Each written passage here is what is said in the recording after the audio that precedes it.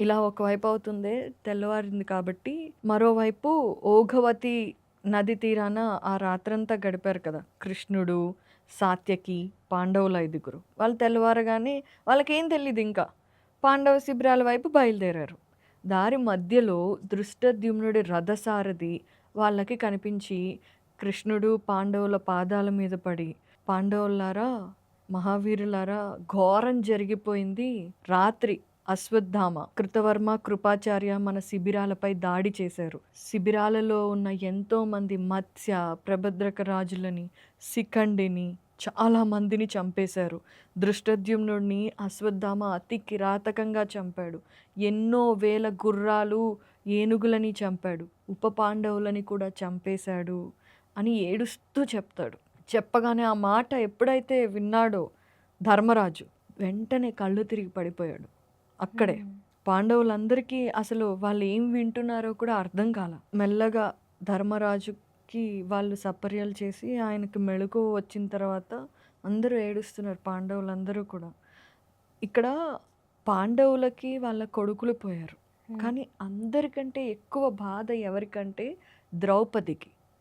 ఒకటి, ద్రౌపది వాళ్ళ నాన్న యుద్ధంలో చనిపోయాడు కదా, కానీ ఆ బాధ నుండే కోలుకునే లోపే ఒకేసారి తన సోదరులు దృష్టద్యుమ్నుడు, శిఖండి ఇద్దరూ చనిపోయారు.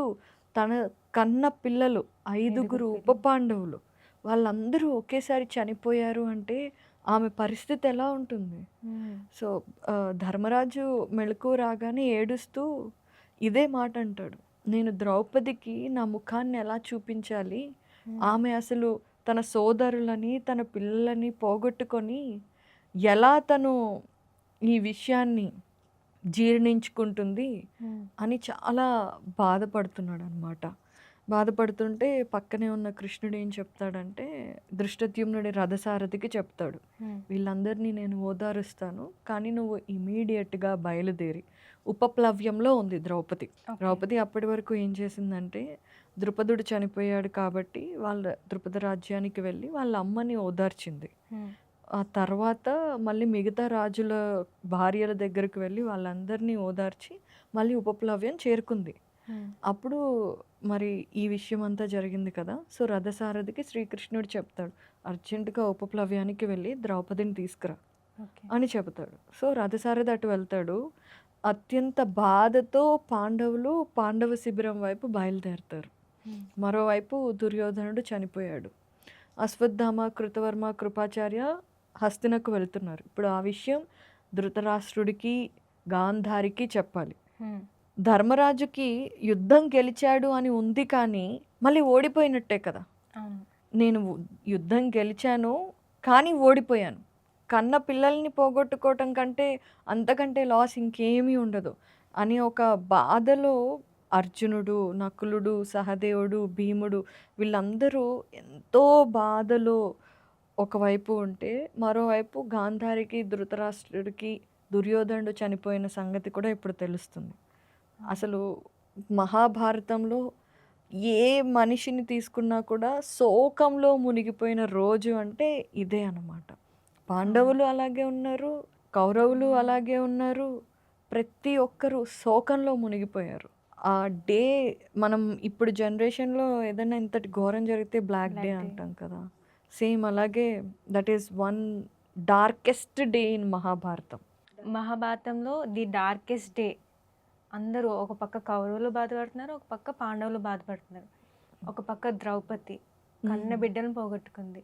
ఇంతవంటి బాధాకర విషయాన్ని ఒక మహాభారతంలో జరిగిందని లాస్ట్లో చాలా బాగా వివరించారు అపర్ణ గారు. ఇక్కడ ఇంకొక విషయం ఏంటంటే, మనకి కృష్ణుడు, భీష్ముడు, ద్రోణాచార్యుడు వీళ్ళందరూ ఫస్ట్ నుండి వాళ్ళకి తెలుసు యుద్ధం జరిగితే చాలామంది ఏమనుకుంటారు, యుద్ధంలో పాల్గొనాలి అనుకునే వాళ్ళు మేము గెలిచిన వాళ్ళ వైపు నష్టం ఉండదు అనుకుంటారు. ఒక యుద్ధం జరిగితే గెలుపు ఓటములు ఒకవైపు అయితే తీరని బాధ, తీరని నష్టం ప్రతి ఒక్కళ్ళకి జరుగుతుంది. అందుకే యుద్ధాలు వద్దు అనేది చెప్తారనమాట. వేదవ్యాసుడు అంత అద్భుతంగా వివరించాడు.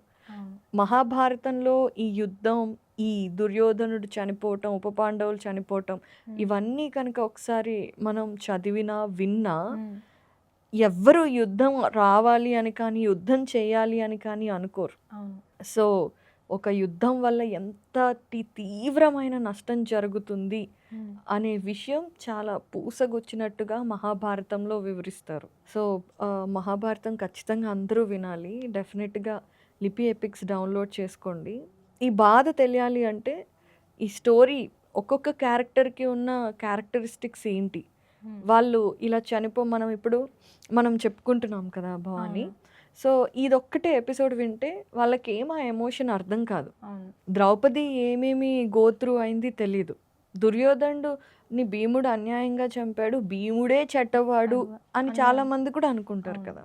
సో, అందుకే అసలు వాళ్ళ క్యారెక్టరిస్టిక్స్ ఏంటి? వాళ్ళు ఎక్కడెక్కడ ఏం చేశారు? ఎలాంటి సిట్యుయేషన్‌లో ఎలా బిహేవ్ చేశారు? వాళ్ళకి ఎందుకు ఆ సిచ్యువేషన్స్ వచ్చాయి? ఎగ్జాక్ట్‌లీ. సో, దుర్యోధనుడికి అసలు యుద్ధం వద్దు అని ఎంతమంది రాయబారం వచ్చారు. అవును. కృష్ణుడు కూడా చాలా సార్లు చెప్పారు. ఆ! ఆఖరికి కృష్ణుడొచ్చి చెప్పినా కూడా వినలేదు. వినలేదు.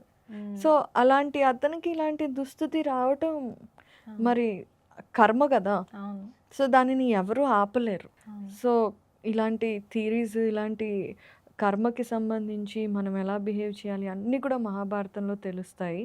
సో, డెఫినెట్‌గా మీరు కూడా లిపి ఎపిక్స్ యాప్ డౌన్లోడ్ చేసుకోండి.